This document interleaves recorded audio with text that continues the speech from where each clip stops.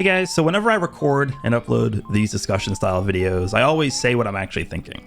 There's never really any instances where I'm like, I'm thinking one thing and then I intentionally lie and say another thing, even though it would help my view numbers. So for example, me making a negative statement about the game is actually really typically not good for viewer retention, as most people watching these videos actually genuinely enjoy playing the game.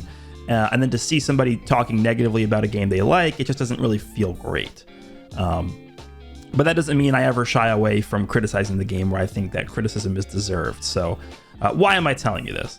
Well, this is probably going to be the most, I guess, quote unquote, real video I've ever made in terms of the discussion we're about to have. So in this video, you guys saw the title, you guys saw the thumbnail.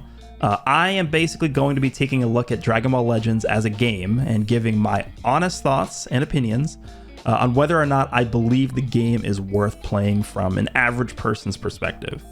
And the reason why I was even inspired to make this video in the first place is just due to the general response to the ongoing Legends Festival 2022 campaign from a lot of players across social media platforms.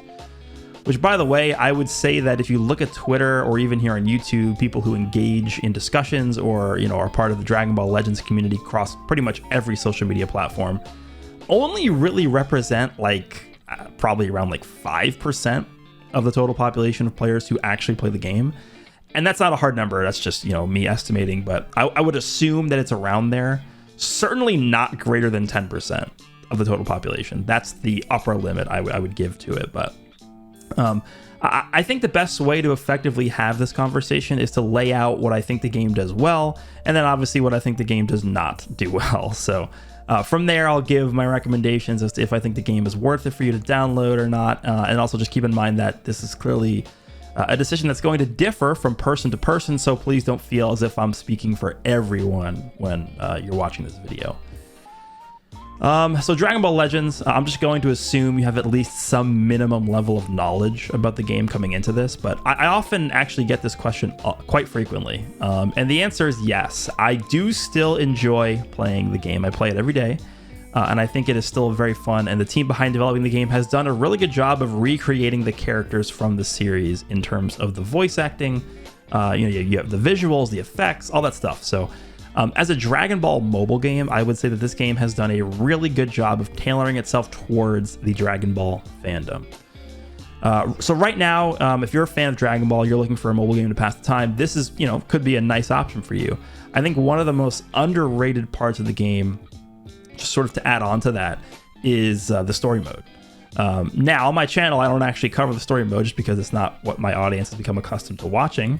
However, when I do play the game off camera and I do play the story mode during my free time, I actually really do enjoy seeing the interactions between a lot of the characters that you wouldn't normally be able to see. So for example, like Super Saiyan 2 Gohan from the Cell games, the Gohan who defeated Cell, interacting with his future self, Ultimate Gohan from the Majin Buu saga. So I think those interactions really are cool to see, and that really does add some extra depth to the original story they have in the game. So next, in terms of gameplay, I'm going to reiterate something that I've been saying for years at this point, and I think if there's one thing you take away from this video, this is probably just the single most important thing I'm going to say, and that is that this game is not intended or meant to be competitive, period.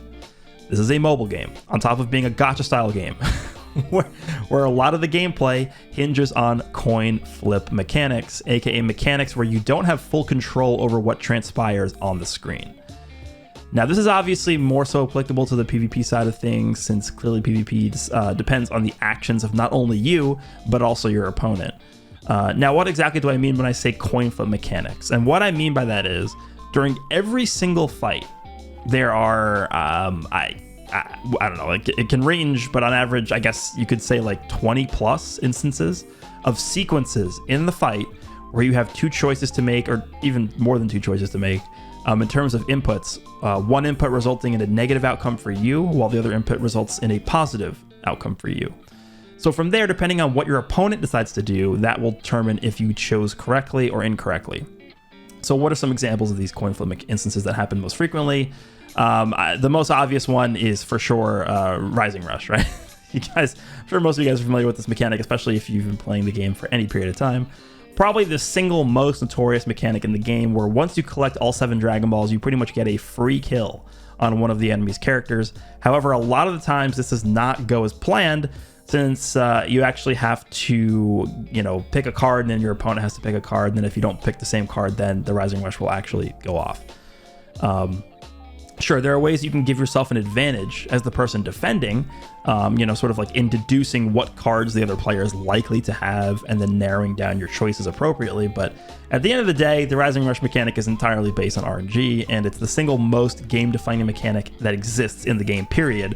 And so when you have a mechanic as powerful as Rising Rush that purely relies on RNG, that right there should already be enough proof and, to understand and appreciate that this game was never designed with the intention of competition in mind. And that's just one mechanic, right? We also have things such as feint. We have things such as paralysis. Even if it's just like, take this this situation as an example. You vanish your opponent's attack. From that point, you have a bunch of different options on what your next move could potentially be. Are you going to attack right away with the same character, predicting your opponent to sidestep? Are you going to wait with the same character, predicting your opponent will also wait a second before sidestepping? Are you going to switch characters? Are you going to back up and then switch characters? Are you going to rush, predicting your opponent will go for taps right away? So all these decisions, I think, have positive and negative aspects to them, but there's no correct answer, as you simply don't know what your opponent's going to do, right? If you vanish an attack and you decide to attack right away, but your opponent also decides to sidestep right away, congratulations, you guessed wrong, and now you're going to get comboed, and then that's probably going to snowball into your opponent Rising Rushing you, aka another RNG mechanic. So there's just all this nonsense going on here. And then there's also the RNG on which cards the Dragon Balls appear on. I've had matches where I'm literally comboing for 50 plus counts the entire match and still don't have a rush, whereas in other matches, I've been able to get my Rising Rush in one combo within 15 counts. What cards the Dragon Balls are on greatly influences this as well. You guys see me talking all the time about Dragon Balls being on blue cards, just being such a stupid concept, since blue cards force you to end the combo, and so it results in you having to then again start another combo to land the rush in most instances. And even just beyond a green card, even just beyond Dragon Balls, just what arts cards you end up drawing in your hand can pretty much have game impacting results on the match. Is your hand just full of strikes? Is your hand just full of blasts? Does your opponent draw the exact card they need at the exact time they need it in order to win the match? So for example, this happens all the time to me. The Tag Super Saiyan 4s, obviously with their AoE special arts card, if they draw that card at the exact moment they need to, it'll allow them to start a combo on you right away at the perfect moment. And I can just keep going on and on forever about all the different RNG mechanics that exist in this game.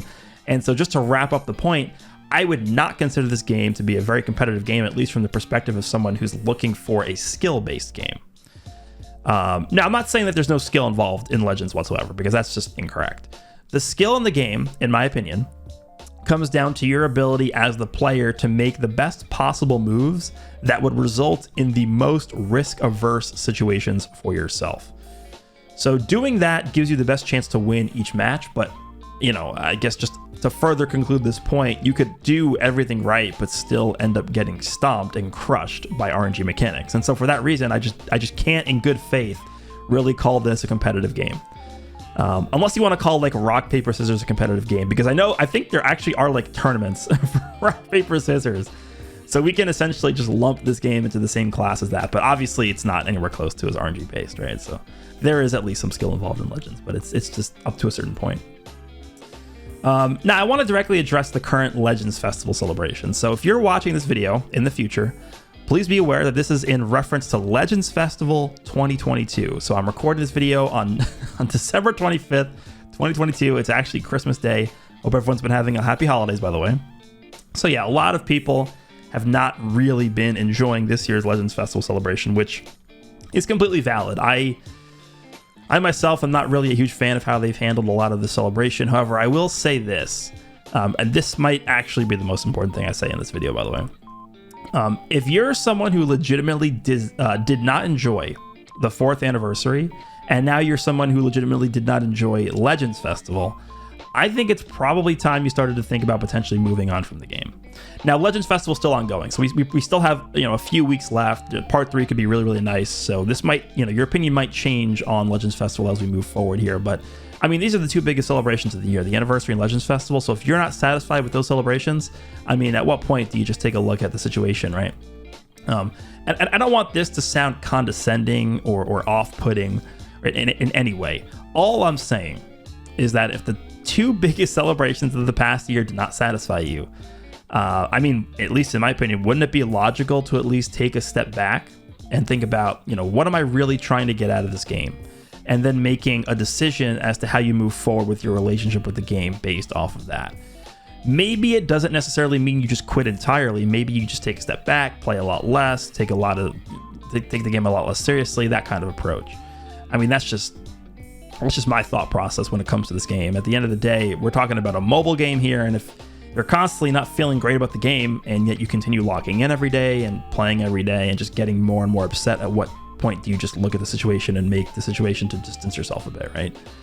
And please keep in mind, this is coming from me, a content creator for Dragon Ball Legends. So my goal, quote unquote goal, as a content creator is to get as many people to watch my content as possible. And this point that I just made is completely contradictory to fulfilling that goal.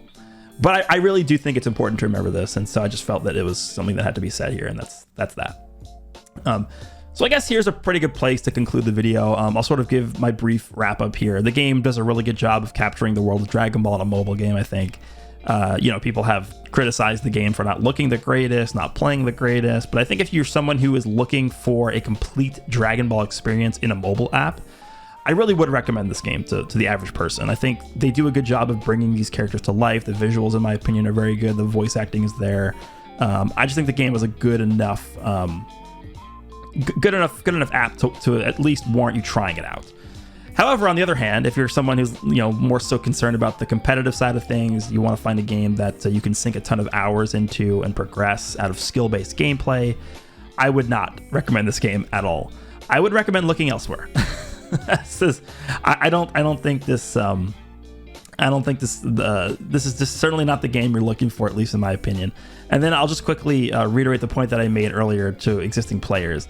If you feel that the game does not satisfy your needs and you're constantly unsatisfied with the ongoing campaigns, the characters, the way the developers have handled the game the past year, there is absolutely no shame in taking a step back, taking a break, or even just completely uninstalling the game. As a human being, I think you shouldn't constantly be spending your time upset over things as you should enjoy things, right? So if you aren't enjoying the game and you haven't really been enjoying it for a while, then that would be my recommendation to you. So that is going to be this video. There's definitely a lot more I could say about this topic, but I didn't want this video to go on forever. I don't know. This video is definitely a bit. I used the word real at the beginning, but hopefully you found this video useful, or at least, you know, you found it entertaining. So let me know down below what you guys think of this discussion here, and I'll see you guys all in the next one.